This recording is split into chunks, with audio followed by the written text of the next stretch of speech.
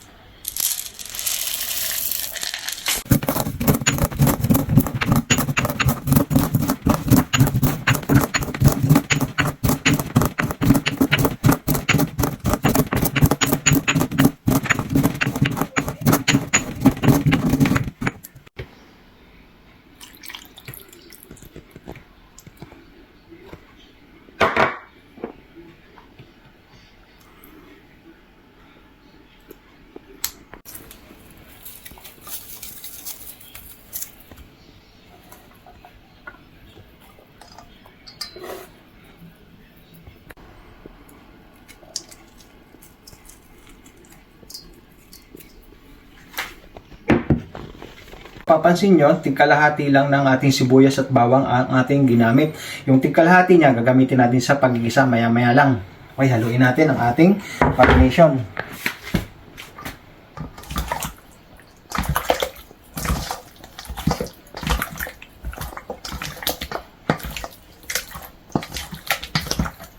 Okay, habang ating minamarin ito, ating haluin mabuti ito para manuot ang ating marination sa ating karne. So, imamarin natin ito at least an hour or overnight, mas maganda. Pero wala na tayong panahon, kaya ang gagawin natin 1 oras na lang.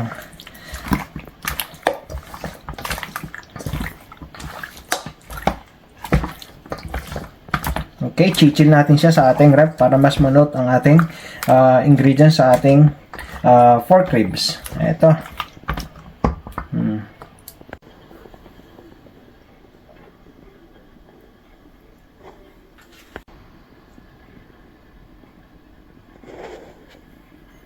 Kailangan din natin ng carrots, potatoes, at ang ating red bell pepper.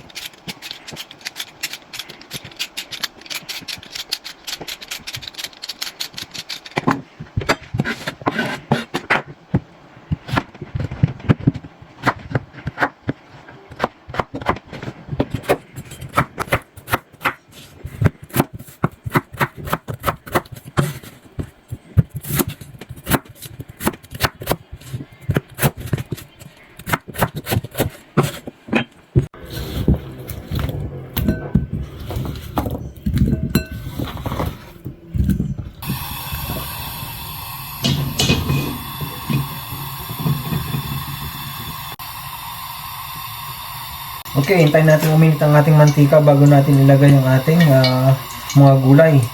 Gagawin natin ito para hindi masyadong malabog o matunaw ang ating gulay sa ating kaldereta. So ngayon, medyo mainit na siya. Lagyan natin ang ating carrots.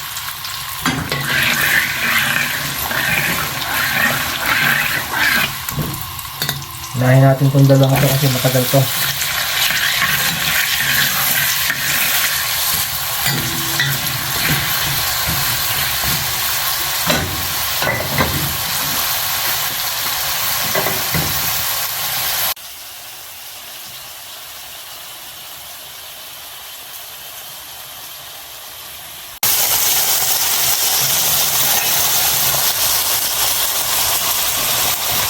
Oh.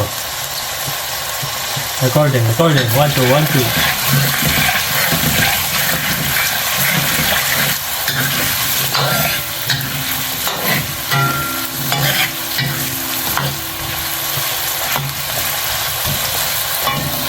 Lambot-lambot ng ating carrots at ang ating patatas. Lagyan na natin ang ating bell pepper. Dali nang maluto ang ating bell pepper.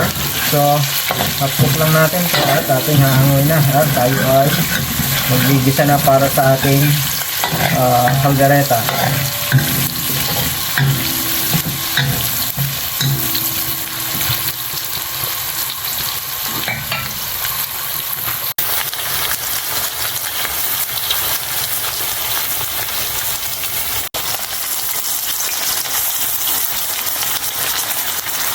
Tingnan natin. Ayun ito. Bibisa na tayo.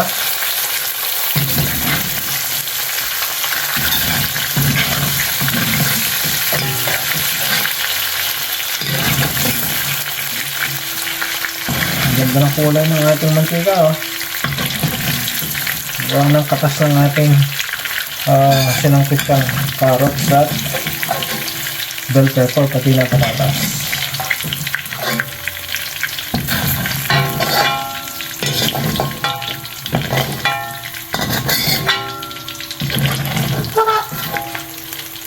At aside lang natin ito.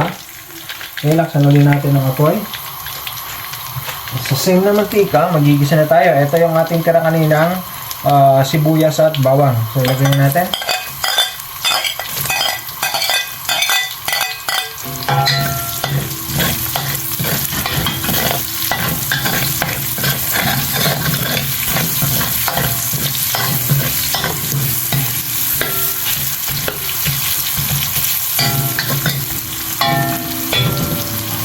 Lagay na natin ang ating binabad na karne.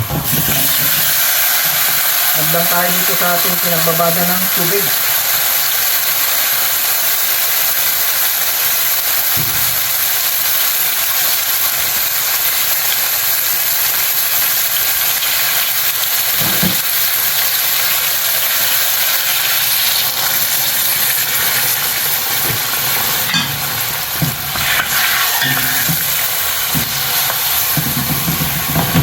Special cut to, kaya malalaki.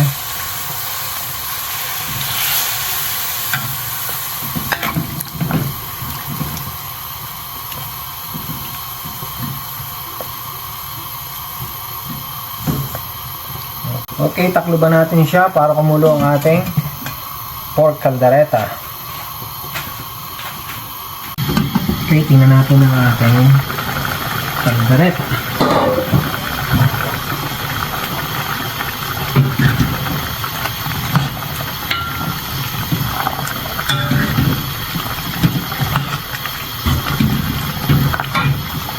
Tingnan natin ang tomato paste.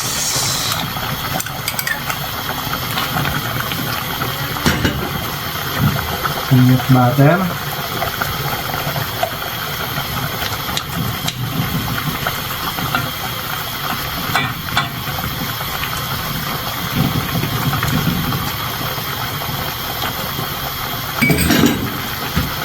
At ang ating Worcestershire sauce.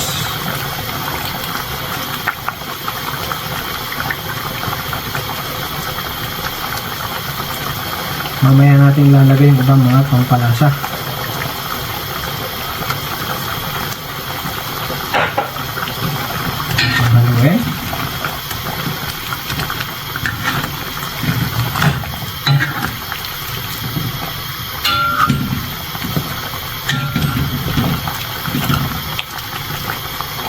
Kaya natin mag-reduce ang ating sauce at siguradong lambot ng ating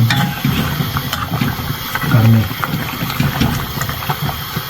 Kaya itakluban natin siya. Mamaya natin siya titikman. Lumalapot na siya. Okay, tingnan natin after 20 minutes. Ito. Yun ang ating sabaw. Hindi na ako mapalagay isang apoy natin kasi para manuot ang ating salsa dito sa ating kaldereta. So ilalagay natin yung ibang ingredients natin. Simulan natin sa ating liver spread.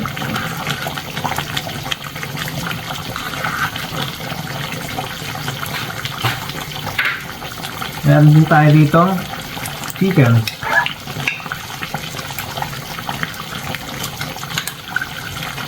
Ito nagbabalanse ng lasa dito. Ating pampalinamnam, meron tayo ditong condensed milk.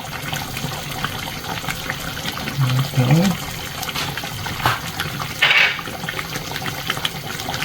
At para sa konting sipa, lagyan natin siya ng chili powder. Okay, haluin lang natin siya. Tik ng ating sauce.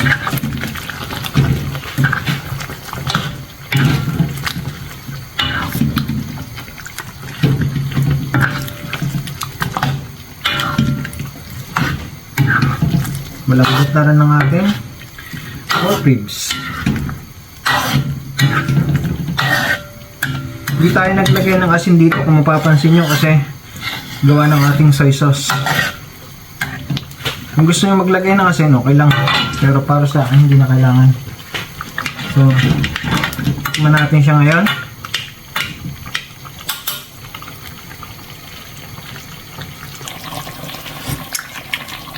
Okay, tama-tama ang lasa niya. Ahang, sipa. Tama-tama. Tingnan natin ang ating karne. Malambot na rin siya, kung makikita nyo. So, this time, lagay na natin ang ating sinangkot siya kaninang mga gulay. Ito siya. At ang ating green beans at saka ang ating guisantes. Ito. Magkalawak na siya. Haluin natin siya. Mahina na ang ating apoy sa pagkakataon ito dahil malambot na naman ang ating karne.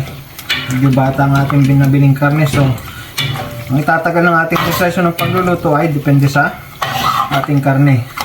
Dahil sa nabili namin karne ay medyo bata siya. So, mabilis natin siyang naluto.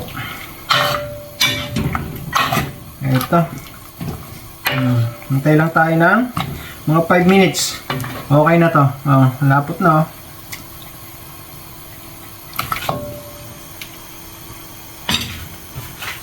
Ibanuloy natin siya. Okay, eto na. Nagmamantika ng ating pork ribs caldereta. Tingnan nyo siya. So sa pagkakataon ito, papatayin natin siya at siguradong malambot ng ating karne.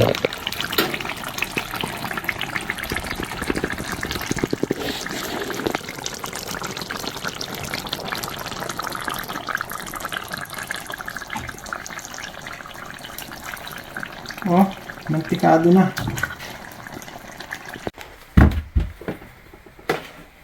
Okay, isgahan na natin ang ating pork ribs caldereta.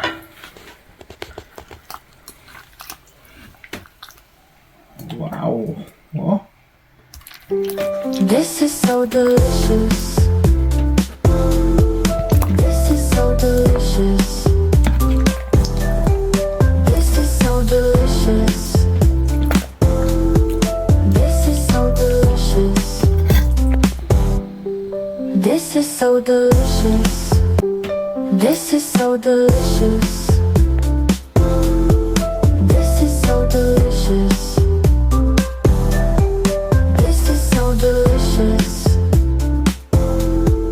This is so delicious. This is so delicious. Okay guys, sana namang lutuin ang ating paborito, ang ating pinakita sa araw na ito. Ito ang ating pork ribs caldereta. Para sa marami pang video ng aming DIY cooking, patuloy nyo kaming suportahan sa aming social media account. Desiree and Elmer TV, sa aming Lutong Pinoy Abroad page, at sa aming mga social media accounts na Desiree and Elmer Suarez. Thank you very much and God bless. Enjoy cooking! Bye-bye!